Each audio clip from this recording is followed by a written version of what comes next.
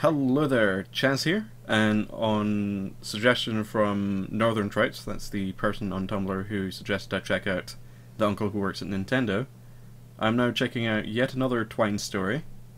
This one is called My Father's Long, Long Legs, and again, same author, Michael Lutz. I'm not quite sure if I pronounced that name right. Note, parts of this game make use of sound effects. Play with headphones for the optimal experience, so that's just what I'm doing. My family lived on the southern edge of a certain Midwestern industrial city in an old house, old enough that its basement still had a dirt floor. I was not yet old enough to openly question a parent's behaviour, but certainly old enough to recognise the oddness when my father began digging. I retain only a single clear memory of the time before the situation became alarming, and my father forsook sunlight forever. I am sitting at the bottom of the wooden stairs that lead down to our basement. Ahead, in the dimness, stands my father, up to his waist in the hole. Still in his dark blue uniform from the factory, skin and fabric blackened by the hot breath of machinery and further smudged now by the damp earth, I watch father with the satisfaction of a child who sees in her parent a well of limitless capacity. I watch father with the satisfaction of a child who sees in her parent a wall of limitless capability. Upstairs, my mother called out that dinner is done. My father takes one last shovel of earth, turns it over the side of the excavation, and in a single incredible motion, crawls out of the hole simply by pressing the sole of his boot to the lip of the pit and moving his whole body upward, walking right past me, right up the stairs. He was always a tall, angular man, as the remaining pictures of him suggest, and to this day I can clearly conjure the marvellous image of my father's long, long legs, striding over me as he emerged from the hole he was to spend years digging beneath our house. Apart from him, there were three of us: my mother, my younger brother, and myself. There are many things about my mother I do not understand. She first found my father attractive. She admitted to me many years later because of how unusual he was. He had come to the Midwestern industrial town and secured a job at the same factory where my mother was working. Though a practical man, he read constantly and voraciously in subjects ranging from engine repair to philosophy, a habit instilled in him, he had claimed, by his own parents. This was all father ever said of his family beyond us. Any further inquiry into the subject caused him to leave the room or bring up some other pressing issue. Mother once theorized that father had run away from home. Whatever his reasons for leaving his family behind, my father did not wait too long before beginning a new one. I was born only a few months after my parents were married. Within a few years, father made enough money that my mother could stay home and watch over me, and, not too long after, my brother. Then one night, when my brother was perhaps only a year old, Father came home, pulled a brand new shovel from the back of his pickup truck, and descended into the basement, where he began to dig. At first he told Mother that he was preparing to put down a cement floor, suggesting a prelude to a full or partial renovation of the house. As a child, the movements of adults were still largely mysterious to me, and I do not know the specific circumstances under which mothers realized this motive was untrue.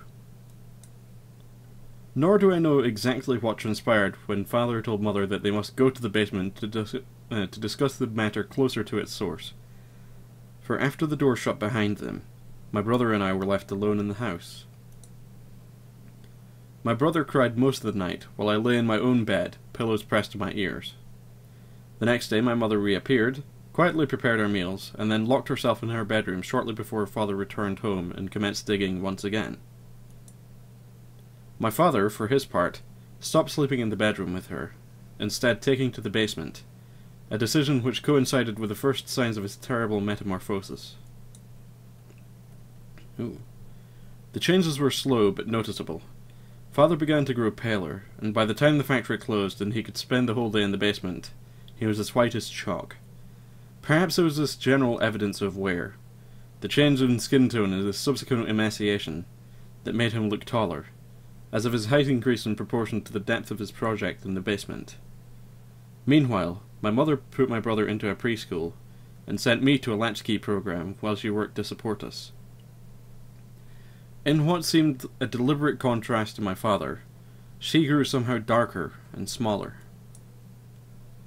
My father dug uninterrupted in the basement for at least a decade, and once I started high school, he did not even leave the basement to join us for dinner. Then my mother left him. Father was sufficiently enveloped in his life's task that there was no need to replay the arguments from my childhood.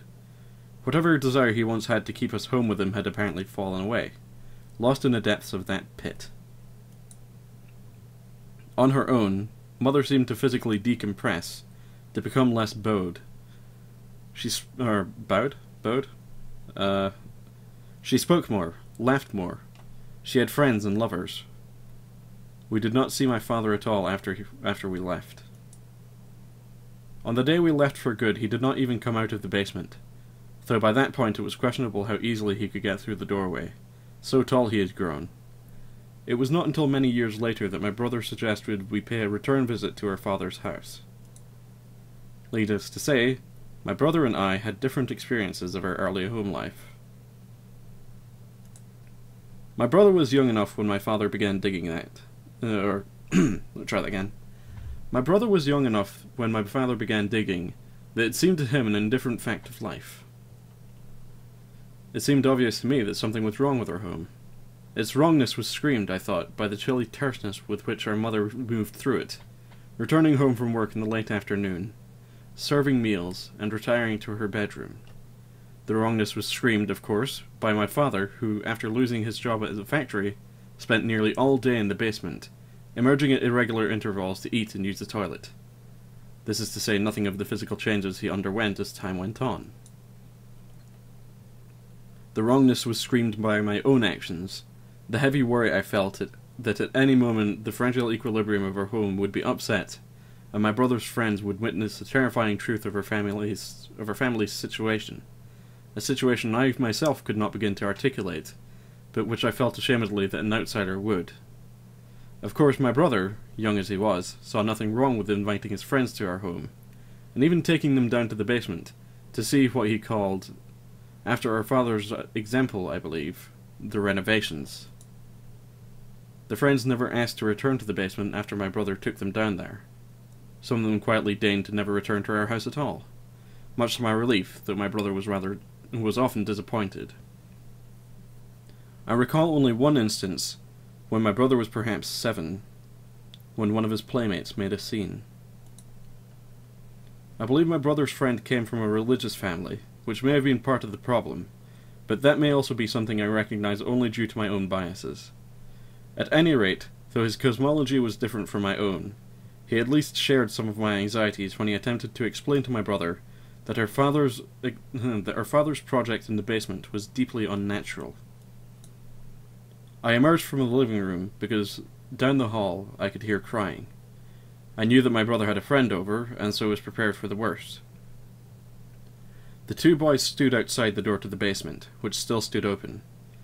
My brother looked up as I approached, at a loss as how to comfort his weeping companion. "You're going to hell," our visitor informed me, after I managed to get him to look at me. "That's where he's digging to, down there," the child said, looking from me to my brother.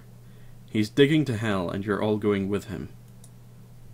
My brother did not invite as many classmates over after that day, and I don't believe he ever invited any of them down to see the renovations ever again. "Are we really going to hell?" he asked me one night, lying beside me in bed after a nightmare sent him to my room. I told him I did not know. But is that where Dad is digging to?" he asked. I told him that there was no such place. Then why is Dad digging?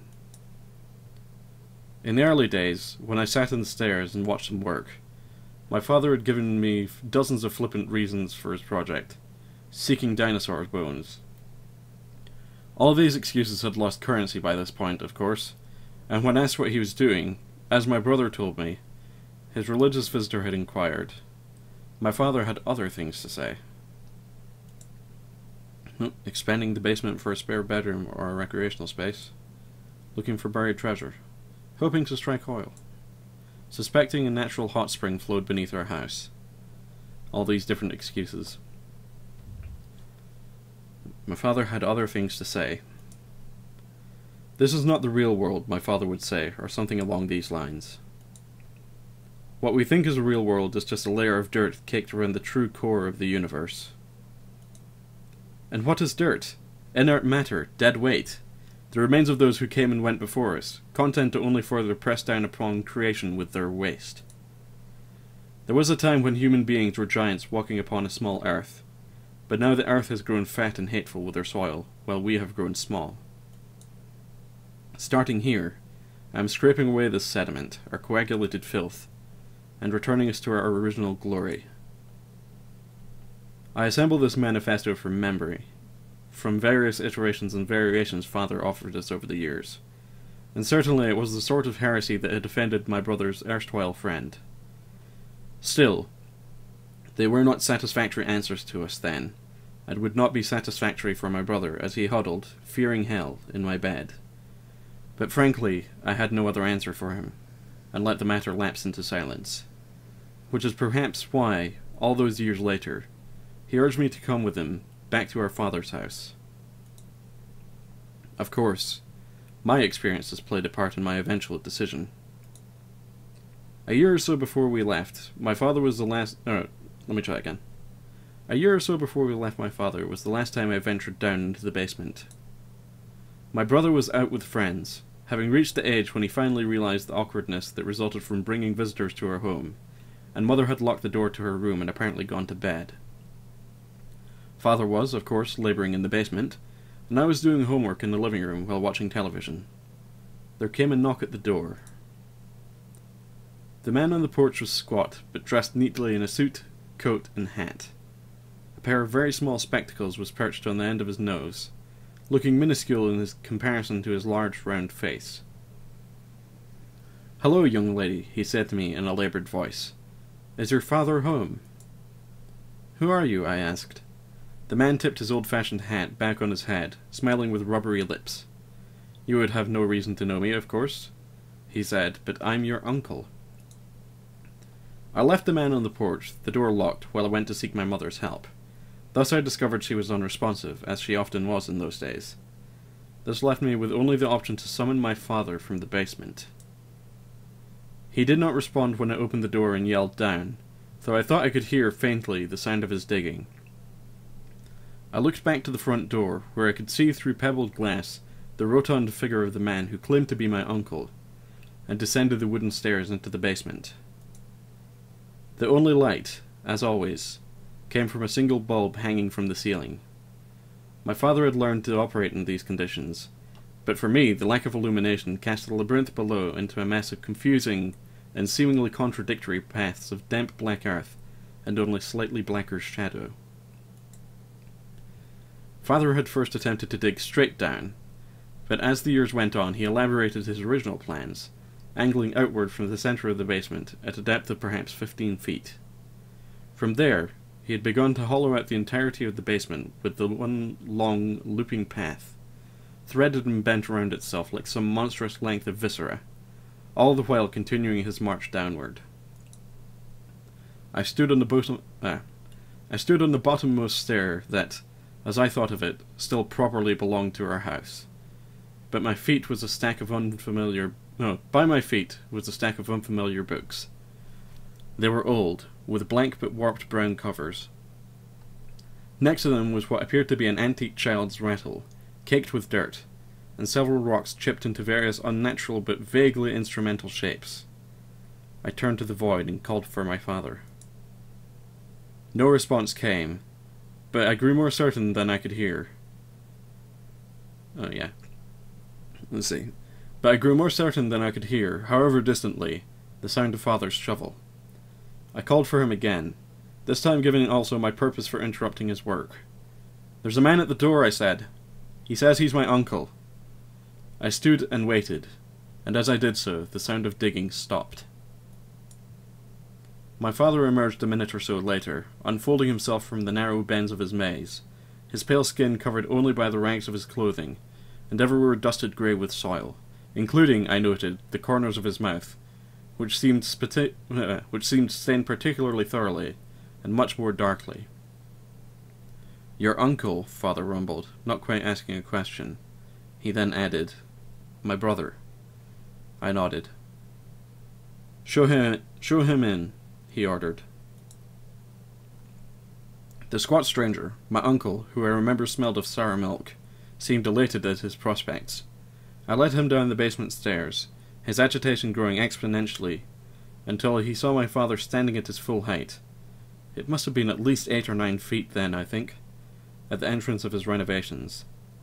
I had to take my leave, and as I ascended the stairs I heard the visitor remark that my father seemed to have done very well for himself, all things considered. I never again saw the man who claimed to be I never again saw the man who claimed to be my uncle, either that day or any day after. Perhaps not coincidentally, this is also my last clear memory of my father, and the one that returned to me many years later when my brother suggested we return to our father's house. It seemed my brother wanted to put his mind at ease by checking up on our father, who had been left alone now for slightly longer than we had lived with him.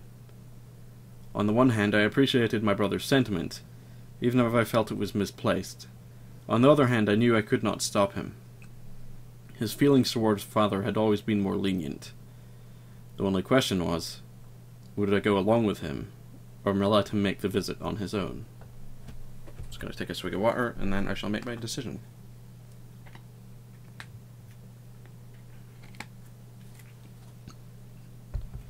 I'm going to regret this, but I'm going to go along with him. We decided upon a day to visit our childhood home, where we assumed our father still lived, and decided to meet there one afternoon the following week. Decided to meet there one afternoon the following week. But there must have somewhere been a miscommunication. I was late. I must have been late. The alternative is that, for his own purposes, my brother arrived early, to see our father before I did, and I do not wish to contemplate why that would be. The town was considerably... I'm sorry, I'm stumbling over my words like crazy here. The town was considerably less industrial than it had been, though the taste of industry still laced our water and air. The old neighbourhood, not the most affluent even in former times, had fallen into further disrepair. The houses up and down the block stood weathered and, it seemed, empty. The sidewalks buckled around thick protrusions of sickly weeds, which reached out into the potholed street, protruding fingers of the overgrown lawns. The only sign of habitation, was a single car, my brother's car, parked outside our old home. The doors were locked, the windows rolled up. A hand pressed to the hood told me it was not warm, but apart from that, I had no way of guessing how long the vehicle had been there unattended. Ahead, the house waited. It seemed not much different from the rest of the buildings, scraped down to grey bones by the elements. The windows were gone, without even slivers of glass remaining, and the porch had bowed and now held a stagnant pool of rainwater. The front door stood open at an angle, its lowermost hinge having rusted and snapped in two. Stepping carefully on the rotten porch, I slipped inside and found myself in the old living room. The floor was littered with trash and chunks of plaster dropped from the ceiling. The television was gone, though a lighter patch in the shredded wallpaper marked its former location. The couch had collapsed and now seemed covered with mounds of some sort of grey mould or fungus. Ahead was the central hallway of the room, and I could see that the door to the basement had been wholly removed. I called out my brother's name, and then stood for a moment, looking down into unremitting darkness. Of course, the power was out. It was probably disconnected long ago, but a flashlight lay on the door just outside the basement entrance. My brother's? The flashlight seemed quite new. I flicked it on and pointed it down into the basement, but it penetrated far enough, only to reveal the foot of the stairs. I called my brother's name again and waited. There was still no response. Assuming the basement was anything like as I'd last seen it, my brother could have easily gotten hurt if he went down without his flashlight. He might have been lying down there just beyond the stairs, unconscious. I had to make sure. Flashlight ready, I went into the basement. I knew my father had done quite a bit of work in the decades since we left. Ooh, this is really cool.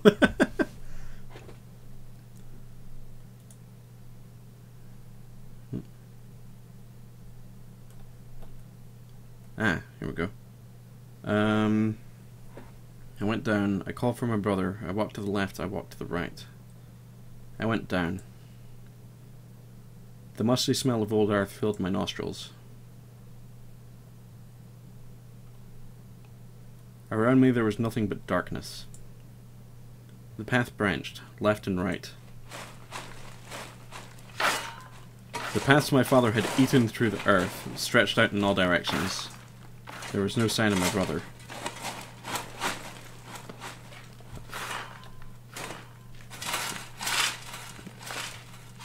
I followed the sound of digging. Oops, scroll down again. Around me there was nothing but darkness. Follow this thing. I called my brother's name. In the distance, the sound of shoveling did not break its rhythm, as if the digger did not know or care I was there. I walked further into the darkness. I turned right. Was I going in circles? How would I even be able to tell? I followed the sound of digging. I'm gonna follow the sound of digging. Let's see. The paths my father had eaten through the earth stretched out in all directions. Just gonna turn right. Took a downward sloping path to the left. Ooh. Ooh.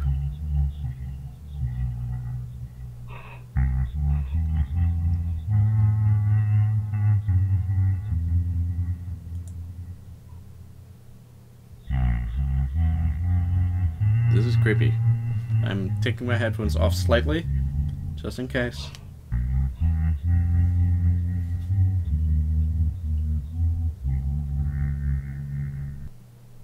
Oop.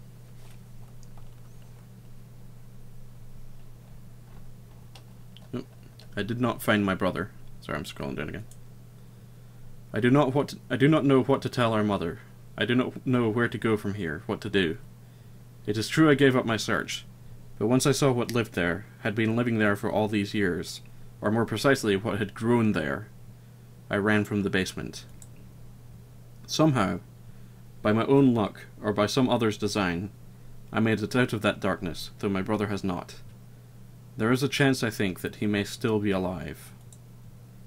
My guilt is heavy, do not doubt that, but it is outweighed by the fear I experienced when I came face to face with the terrible result of Father's attempted But it is outweighed by the fear I experienced when I came to face to face with that terrible result of Father's attempted renovations of a rotted world. I once told my brother there was no such place as hell. I still believe that to be true, but wherever my little brother is now... Ooh. Whoa, that's a lag.